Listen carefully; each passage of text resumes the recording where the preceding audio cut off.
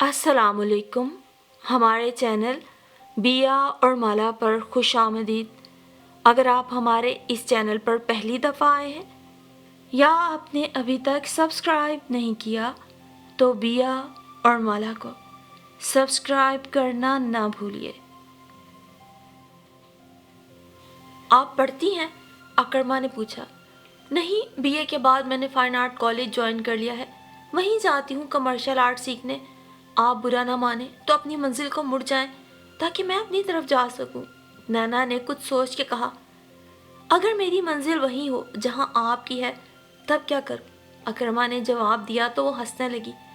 सामने से एक गाड़ी आने लगी तो दोनों ही चौंक पड़े। मैं कल अजीज भट्टी पार्क में आपका इंतज़ार करूंगा, अकरमा आहिस्ता से कहकर दूसरी तरफ मुड़ गया। उस दिन वो बहुत खुश घर आया। आशी बरामदे की सीढ़ियों पर बैठी खेल रही थी। अकरमा ने फाइल स्टूल पर रखकर उसे उठा लिया और नचाना शुरू कर दिया। आशी के कहके सुनकर भाभी कमरे से निकल आई। क्या बात है अकरमा, आज बहुत खुश नजर आ रहे हो। नहीं तो भाभी, कोई बात नहीं, आशी ने मुझे देख के हाथ फैलाए तो मैंने उठा लिया, वो झीम के बोला।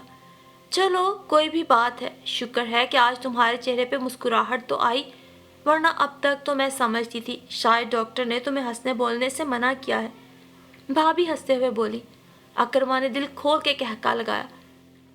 दुल्हन कौन आया है? अम्मा जानी ने उसके कहके की आवाज़ सुनकर बाहर निकलते हुए पूछा। लो, एक और सबूत मिल गया तुम्हारे ना हंसने का। अकरमा सर झुका के खड़ा हो गया। अम्मा जानी भी उसके हंसने पे काफ़ी खुश नजर आई। मेरा मतलब ये नहीं था बेटा कि तुम चुप हो जाओ।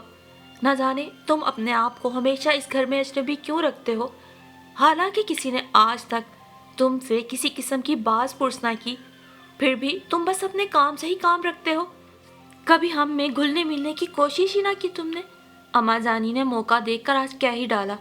अकरमा ने कोई जवाब ना दिया, बस फाइल उठाकर ऊपर आने लगा तो सीढ़ियों पर रुक के उसने सुना। भाभी अम्मा जानी से कह रही थी, ना हक आपने उसे टोका, आज पहली बार तो घर में हंसा था, हंस लेने देती। तुम ही मान से बताओ दुल्हन, मैंने कोई गलत बात कही? इस घर में उसे क्या तकलीफ है? कौन सी रोक टोक है? फिर ये हमेशा अजनबी ही क्यों बना रहता है? अम्मा जानी फुसर फुसर रोने लगी। वो बोझल दिल लिए ऊपर आ गया। क्या बात थी? वो ऐसा क्यों था? अम्मा जानी ने बिल्कुल ठीक कहा। वो वाकई हमेशा अजनबियों की तरह इस घर में रहता आया था। कॉलेज से आके सीधा ऊपर आ जाता, खाने पे आवाज़ें पड़ती तो आता, किसी दिन अगर कोई भूल जाए तो चुपका बैठा रहता। इस हरकत पर अम्मा जानी ऊपर आके खूब डांटती, मगर उफ तक ना कहता। फिर जब तक अब्बा जानी जिंदा रहे कपड़ों का ख्याल वही रखते थे, साथ ले जाकर खुद कपड़े दिलवाते, दर्जी के यहाँ भी खुद ले जाते। उनके मरने के बाद भैया ने ये जिम्मेदारी संभाली। पहले पहल तो उन्होंने पैसे दे कर देखा, जब महीने गुजर जाने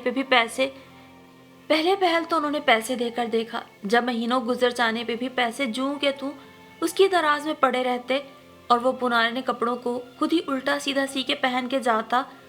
तो तंग आकर एक दिन उन्होंने भाभी के जिम्मे ये फर्ज भी कर दिया। अब भाभी ही उसे साथ ले जाकर कपड़े दिलवाती और वहीं के वहीं दर्जी को दे देती। वो इस पूरे घर में मानूस भी सिर्फ भाभी से ही था। अगर कोई बहुत ही अशद ज़रूरी काम होता तो भाभी से ही कहता, वरना अम्मा जानी और उनके जिगर गोशों को देखकर तो उस पर जैसे सख्ता तारी हो जाता। हो सकता है भाभी से भी वो इसीलिए मानूस था क्योंकि वो भी बिन बाप के थी। उनकी फुफ्फो ने उन्हें पाला था। बकिया लोगों को देखकर वो गूंगे का गुड़ क्यों खा लेता था, ये बात खुद भी वो आज तक ना समझ पाया। बस अजीब सी उदासी थी जो उन लोगों के सामने उसके रगों पैर में दौड़ जाती। अभी पिछले ही दिनों की बात थी। मुराद की सालगिरह पर वो सारा दिन भाभी के साथ काम करवाता रहा, एक एक चीज़ करीने से लगाई, हत्ता कि मुराद के कपड़ों पे इस्त्री तक उसने की। मगर शाम जैसे ही सलमा आपा अपने बच्चों समेत आई, वो उनकी सूरत देखते ही ऊपर भागा। इसे यूं जाते देखकर सलमा आपा का मुंह बन गया। हम लोगों से तो यूं बिदकता है जैसे हम कसाई हों और उसे हलाल करने जा रहे हों। उन्होंने गुस्से में आकर भाभी से कहा। आज ही की तरह उस दिन भी वो ऊपर आके सोचों में गुम हो गया।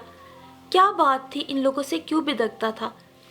आज तक किसी ने उसे टुकड़ों पे पलने का ताना न दिया, कभी किसी ने लै पालक न कहा, सब छोटा भाई कह के मुतारिफ करवाते। फिर क्या बात थी, क्या सबब था? कितना बुरा है वो, इन लोगों के एहसानों का बदला कैसे दे रहा था? आज अम्मा जानी भी रो पड़ी थी। मगर ये तो बताओ अकरमा जी, आज तक तुमको किसी ने सीने से लगाया? कौन सा ऐसा हाथ था जो तुम्हारे लिए दस्ते शफकत बन के सर तक आया हो? तुम इंसान हो अकरमा, और ये इंसान जो मिट्टी से तकमील पाक कर गोश्त पोश्त का जीता जागता मुजस्मा बन जाता है, ये प्यास पैसों से नहीं बुझती। अच्छा खाना और पुर आसाइश रिहाइश इस भूख को नहीं मिटा सकती। तो फिर अकरमा जी, सारे इंसान बिल्कुल तुम्हारी तरह ही होते हैं, चुप चुप, गुमसुम, दिल का भेद ना कहने वाले। तुम अपनी इस हालत पे क्यों परेशान हो? ये तो बिल्कुल फितरी अमल है, एकदम कुदरती बात। गाड़ी के मुसलसल हॉर्न पे उसने दिल की ऊँग बूँग बातों से छुटकारा हासिल किया। भैया आ गए थे। उसने खिड़की से झांक के देखा, मुराद और आशी दोनों एक साथ उनकी गोद में चढ़े हुए थे। वो फिर बुझ गया। ए अल्लाह, ये मोहब्बत, ये चाहत भरे लम्हे मेरी झोली में क्यों ना आए? मेरा दामन क्यों खाली रहा? क्या मैं हमेशा यूं ही रहूँगा, प्यासा का प्यासा? दूसरे दिन जब अजीज़ भट्टी पार्क के बीचों बीच बनाएगी नहर के किनारे बैठकर वो नैना से बातें कर रहा था, तो उसे एहसास हुआ कि ये प्यास बुझ सकती है।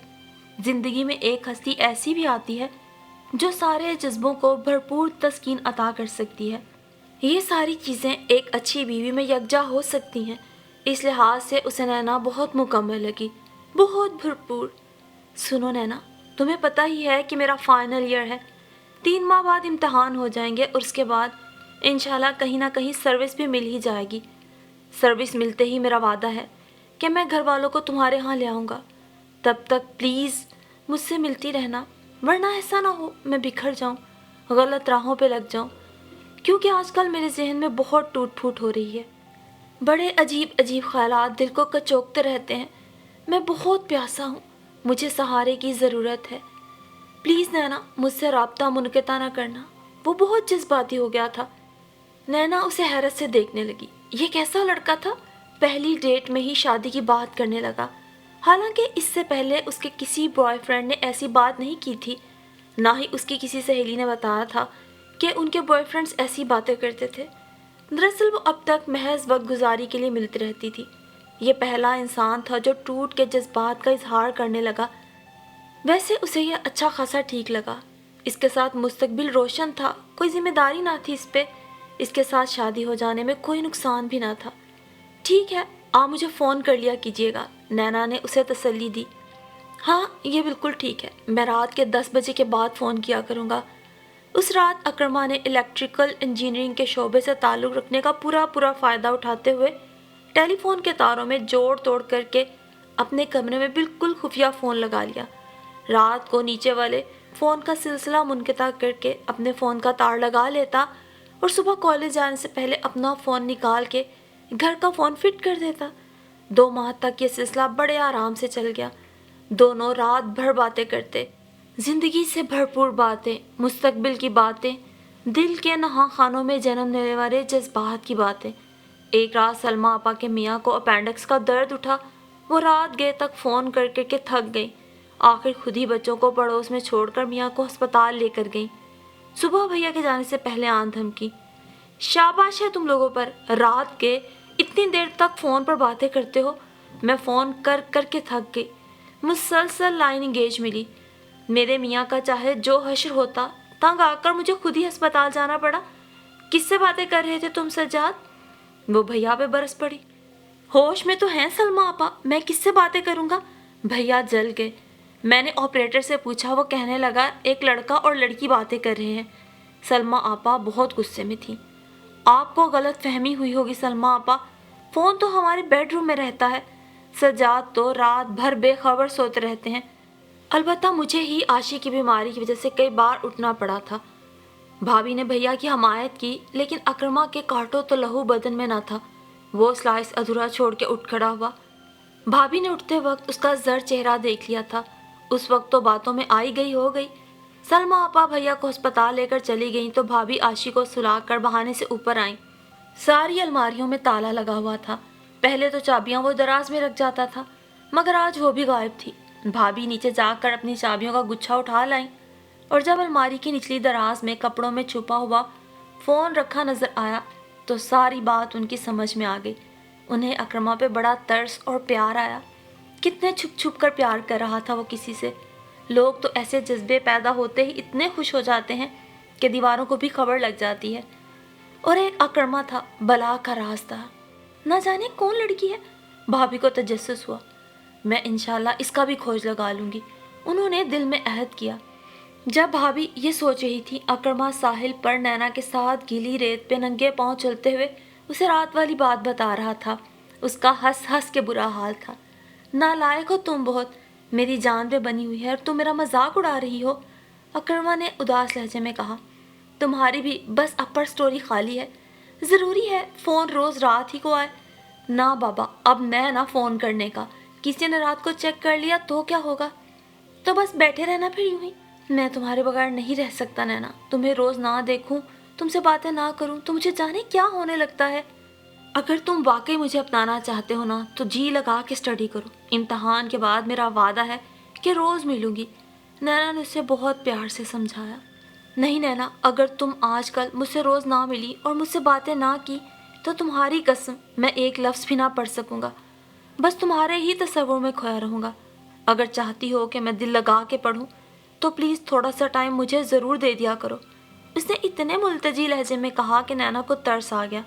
ठीक है, तुम रोज़ मिल लिया करो, मगर 1 घंटे से ज़्यादा नहीं। इसके बाद भी अगर तुम्हारे इम्तहान में अच्छे नंबर ना आए तो यकीन जानो मैं तुम्हें हमेशा के लिए खुदा हाफिज़ कह दूँगी। नाना की धमकी पे वो वाकई सहम गया और तालीम पर पहले से दुगनी तवज्जो देने लगा। उधर भाभी ने भी इम्तहानों तक जो कुछ बाज पुरस ना की। जिस दिन इम्तहान ख़त्म हुए उसके दूसरे दिन सुबह ही से अकरमा नैना को स्कूटर पे साथ लिए फिरा।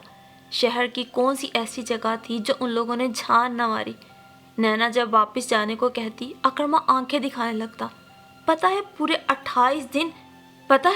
28 दिन तुम्हारे कहे हुए सिर्फ 1 घंटे पर अमल किया। आज मैं नहीं रुक सकता। आज मुझे जी भर के घूम लेने दो। मेरा तो दिल चाहता है तुम्हें लेकर इतनी दूर चला जाऊं जहां हम दोनों के सिवा कोई और ना हो। हाँ, ताकि दूसरे दिन हम दोनों के अगवा होने की खबरें हमारे घर वालों तक पहुंच जाए और पुलिस पार्टी हमारी तलाश पे रवाना हो जाए। नैना ने उसका मजाक उड़ाया। नैना, तुम सुबह से मेरे साथ हो, तुम्हारे घर वाले डांटेंगे तो नहीं? नहीं, उन सबको मैंने तुम्हारे बारे में सब बताया हुआ है। हमारे घर में ऐसे लोगों से शादी के बारे में संजीदा होना या मिलना मायूब नहीं समझा जाता जिन्हें लड़कियां पसंद करती हूँ। मेरे वालिदैन बहुत रोशन ख्याल है।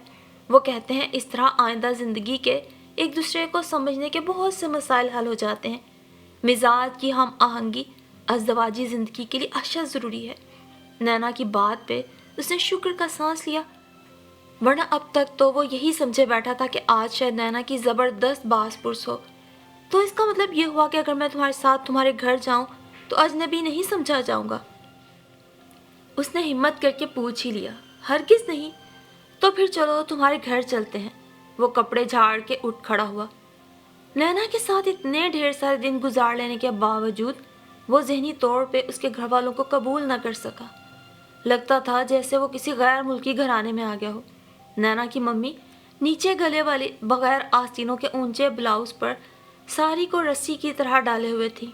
नैना की बड़ी बहनें जो शादीशुदा थी और नज़दीक की कोठियों में रहती थी, उसकी आमद का सुन के मिलने चली आई थी। उनकी हालत और भी बदतर थी।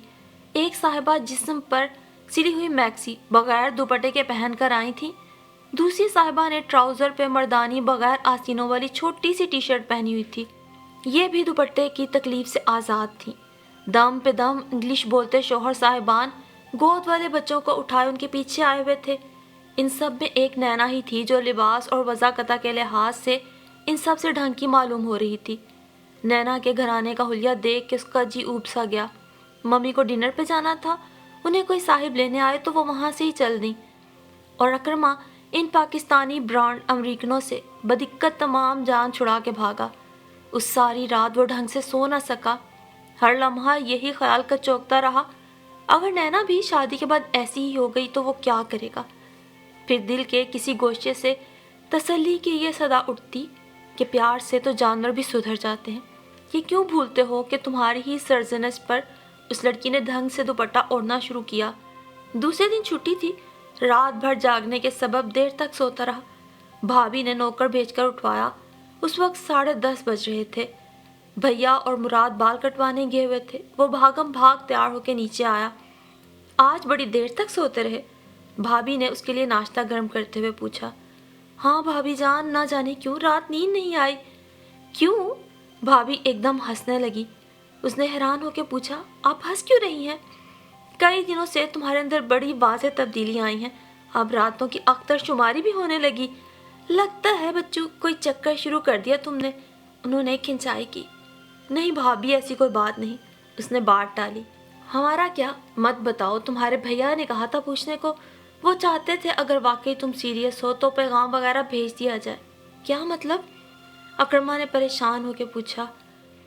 उसी के घर जिसके साथ आजकल घुमा करते हो।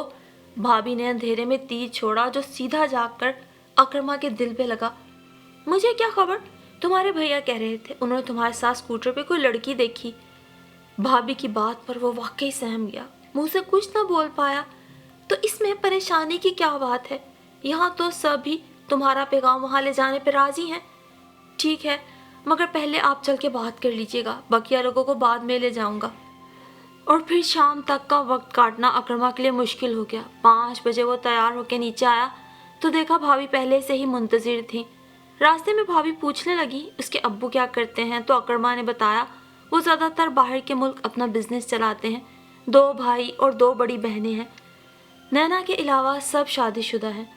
आज भी नैना के घर दोनों बहनें अपने अपने शोहरों के साथ मौजूद थीं। नैना की मम्मी बड़े तपाक के साथ भाभी से पेश आईं। नैना के वालिद अफ्रीका से वापस आने वाले थे। बात उनके आने पे आके अटक गई। और फिर जब नैना के वालिद वापस आए तो भाभी ने पूरे घराने की लंबी चौड़ी दावत कर डाली। बहनों ने तो अपनी मसरूफियात की वजह से माजरत कर ली, मगर नैना वालिदैन के साथ आ गई। जब ये लोग आए, अम्मा जानी मगरिब की नमाज पढ़ रही थी और भैया शीर माले लेने बाजार गए हुए थे। अम्मा जानी के बाहर आने तक भाभी और अकरमा ने उन्हें बातों में लगाए रखा। अम्मा जानी जब नमाज पढ़ के लॉन तक आई तो ठटक के रह गई। अरे अम्मा जानी आप? नैना की मम्मी उठ खड़ी हुई। नैना तुम्हारी बेटी है रुकैया, और ये जफर है? किस कदर बदल गए हो तुम लोग? अम्मा जानी ने हैरत से कहा। हाँ अम्मा जानी, ज़माना बदल गया तो हमें भी बदलना पड़ा, जफर साहब झीम के बोले। आप लोग एक दूसरे को जानते हैं? भाभी ने पूछा। हाँ, दस्तगीर में हम बराबर रहा करते थे, बेगम जफर ने बताया। इतने में भैया बाजार से आ गए। इन लोगों को देखकर वो भी हैरान और कुछ परेशान से हो गए। खाने के बाद ये लोग वापस चले गए, मगर अम्मा जानी और भैया दोनों ही चुप चुप थे। कुछ दिनों तक घर पे खामोशी तारी रही, मगर कब तक? एक दिन नैना की मम्मी ने अकरमा को बुला के साफ कह दिया कि ये शादी नहीं हो सकती। अकरमा बिफर गया। उसकी ज़िंदगी और मौत का सवाल था। वो वजह बताने पर अड़ गया, मगर नैना की मम्मी ने कुछ ना कहा। कहने लगी, अगर पूछना है तो जाकर अपनी अम्मा जानी से पूछो कि तुम किसकी औलाद हो, और अगर वो ना बताएं तो उन्हें कसम देना, उसके बाद तुम खुद ही हमारे इनकार की वजह समझ जाओगे। अकरमा को तो जैसे मौत का हुक्म सुना दिया गया। वो वहाँ से सीधा नजमा के घर पहुँचा। वो आज पहली बार उनके घर आया था। नजमा उसे देख के बौखला गई। शफात और बच्चे मौजूद ना थे। खैरियत तो है अकरमा, आज तुम कैसे आन पहुँचे? नजमा आपा, भाभी एक जगह मेरा पैगाम लेके गई थी और वो लड़की मुझे बेहद पसंद है। पिछले हफ्ते उनके घर वालों की दावत थी हमारे यहाँ, तो पता चला कि ये लोग दस्तगीर में आपके बराबर रहा करते थे। रुकैया आंटी और जफ़र साहब, उन लोगों ने रिश्ता देने से इनकार कर दिया। मैंने जब रुकैया आंटी पे जोर डाला तो उन्होंने कहा, नजमा से पूछो तुम किसकी औलाद हो। प्लीज़ नजमा आपा, मुझे बताइए मेरे माँ बाप कौन थे? ये मेरी ज़िंदगी और मौत का सवाल है। वो दोनों जानो होकर नजमा के सामने बैठ गया। नजमा ने कोई जवाब न दिया। वो बस दिल पकड़े एक तरफ को झुक गई। चले जाओ अकरमा, तुम्हें अपनी मोहब्बत की कसम। प्लीज़ अकरमा, फ़ौरन चले जाओ, वरना हो सकता है तुम्हारी मौजूदगी मेरी अज़दवाजी ज़िंदगी के ख़ात्मे का सबब बन जाए, इसलिए प्लीज़ चले जाओ। उन्होंने इतने टूटे हुए लहजे में कहा कि अकरमा उनकी हालत की परवाह किए बगैर जलता जहन लिए घर वापस आ गया। उसकी हालत सख्त गैर हो रही थी। कमरे में आते ही ऐसा बेसुध सोया कि घर वाले परेशान हो गए। डॉक्टर पे डॉक्टर बदले गए, मगर उसकी हालत में ज़रा अफाका ना हुआ। सभी बारी बारी उसे देखने आए, सवाए नैना के घर वालों के। नजमा भी शफात की गैर मौजूदगी में उसे छुपकर देख गई थी और अपने घर में तड़पता दिल ये सोच रही थी कि अकरमा को कैसे बताएं वो किसकी औलाद है, उसके माँ बाप कौन है। एक बार फिर माजी की यादों ने उन्हें वापस घसीट लिया। वो कुल 13 साल की थीं जब प्राइवेट पढ़ के दाखिला लिया। टाइफाइड की वजह से उन्हें कई साल घर बैठ के पढ़ना पड़ा। जब सेहत बहाल हुई तो लोगों ने देखा वही मरियल सी हरदम रोने वाली लड़की कचनार की कच्ची कली की तरह रूप भरने लगी। वो हुस्न की दौलत से ज़्यादा एहसास हुस्न से माला माल थी। उनकी गरूर से तनी हुई गर्दन किसी को खातिर में न लाती थी। उनके अलावा भी 2 बड़ी बहनें और थीं। भाई भी उनसे बड़ा था। सभी उनकी इस आदत से चिढ़ते थे। माँ बाप अलग समझा के हार गए, मगर उन्होंने किसी का कहा ना माना। जिंदगी के दिन यूं ही गुजरते गए। एक दिन स्कूल के लिए बस का इंतजार करते करते सड़क के किनारे जमा पानी के छींटे उनको तरबतर कर गए। ये आजकल लड़कों ने फैशन बना लिया था। सड़क के किनारे खड़े पानी में से इतनी स्पीड से गाड़ियां निकाल कर ले जाते थे कि किनारे खड़े लोग नक्शे फरियादी बन के रह जाते। वो गाड़ी को पलट कर आता देखकर किनारे दूर खड़ी हो गई। उनका ख्याल था शायद अब के भी साहिबजादे उन पे गुलकारी करने का इरादा रखते हैं, मगर उनकी तवक्को के बिल्कुल खिलाफ वो गाड़ी किनारे आकर रुक गई। यकीन कीजिए मोहतरमा, मुझे आपको सताने का कोई इरादा न था। मेरे लाख हॉर्न देने के बावजूद ट्रक ने मुझे साइड ना दी तो ये सब कुछ हो गया, जिसकी मैं तहे दिल से माफ़ी चाहता हूँ। लड़का बहुत रसान से माफ़ी मांग रहा था। जी, ये कोई नई बात नहीं। यहाँ आप जैसे हजरात रोज़ ही ये हरकत फरमाते रहते हैं और कभी कभी बिल्कुल आपकी तरह आकर माफ़ी के तलबगार भी होते हैं। उन्होंने बहुत तलखी से कहा और पैर पटकते हुए वापस घर को मुड़ गई, क्योंकि अब इस हुलिये में तो स्कूल जाने से रही। दूसरे दिन जब वो स्कूल जाने के लिए स्टॉप पर आई तो कल के सबक के बाद आज फुटपाथ से दूर ही खड़ी रही। बस आई तो बहुत आम दिनों की तरह वो उसमें सवार होकर स्कूल पर उतर गई। वो जब स्कूल जाने के लिए सड़क पार कर रही थी तो वही सुर्ख टोयोटा बराबर से बहुत सुस्त रवि से गुजरी। अब माफ़ भी कर दीजिए, किसी ने सर निकाल के कहा और जवाब सुने बगैर ही ये जा वो जा। वो खसिया के रह गई। ये भी शुक्र था कोई लड़की उनके साथ न थी, फिर तो ये रोज़ ही होने लगा। आते जाते माफ़ी मांगी जाती। वो जो भी लड़का था बहुत खूबसूरत। उस पर नई चमकीली गाड़ी, हमेशा कीमती लिबास पहनता, गैर मुल्की परफ्यूम की महक गाड़ी के आसपास से निकलती रहती। उनकी उम्र भी तो 13 साल थी। ख्वाब देखने की उम्र, आइडियल बनाने की उम्र, चाहने और चाहे जाने की ख्वाहिश करने की उम्र। वो ख़ानदान के लड़कों को घास न डालती थी। सुर्ख गाड़ी की चमक में उनकी आंखें चंधिया गई। एक दिन घर जाते जाते रुककर पूछ ही लिया, आखिर आप चाहते क्या हैं? ना करदा गुनाह की माफ़ी। जाइए, माफ़ किया, बस अब तो पीछा छोड़ दीजिए। पीछा छोड़ने के लिए थोड़ी पकड़ा था। फिर क्या इरादे हैं? उन्होंने दिलचस्पी से पूछा। जीवन भर साथ निभाने के, लड़के ने दिल पे हाथ रख के कहा। वो मुस्कुराहट दबा के चल दी। इसके बाद तो उस लड़के ने वाकई पीछा पकड़ लिया। फिर क्या इरादे हैं जनाब के? वो अक्सर पूछता। आप किस बारे में मेरे इरादे पूछते रहते हैं? एक दिन जिद होकर उन्होंने सवाल किया। जीवन भर साथ देने के बारे में। वाह, कोई ज़बरदस्ती है क्या? अगर मामला ज़बरदस्ती का होता तो आप हरगिज़ बात न कर रही होती, लड़के ने शरारत से कहा। चलिए, अच्छा हुआ ये भी आपने समझा दिया कि बात करने से आप लोग गलत फहमी का शिकार हो जाते हैं। वो तनतना के आगे बढ़ी। बाखुदा, मेरा ये मतलब न था। आप रुक जाइए, वरना इसी ट्रांसफार्मर से गाड़ी टुकरा दूंगा। लड़के ने धमकी दी। आप तो मुसीबत बन गए हैं अच्छी भली। वो मसनूई खफगी से बोली। मुसीबत नहीं, राहत कहिए। बंदे को अरसलान हुसैन कहते हैं। उन्हें उसका तारुफ करवाने का अंदाज बहुत अच्छा लगा। आपका नाम पूछने की जुर्रत कर सकता हूँ? उन्होंने शान बेएतनाई से जवाब दिया। देखिए, मुझे चैलेंज न दीजिए। कल इसी जगह आपको आपका नाम माँ बल्दियत के ना पुकारा तो माँ बदौलत का नाम बदल दीजिएगा। उसने मुझको को ताव देकर कहा। अच्छा, देखेंगे। दूसरे दिन वाकई उसने ना जाने कहाँ से नाम मालूम कर लिया। वो घर की गली में मुड़ने ही वाली थी कि वो गाड़ी उनके नज़दीक आई। मैंने कहा, नजमा मुबारक अली साहिबा, आदाब अर्ज।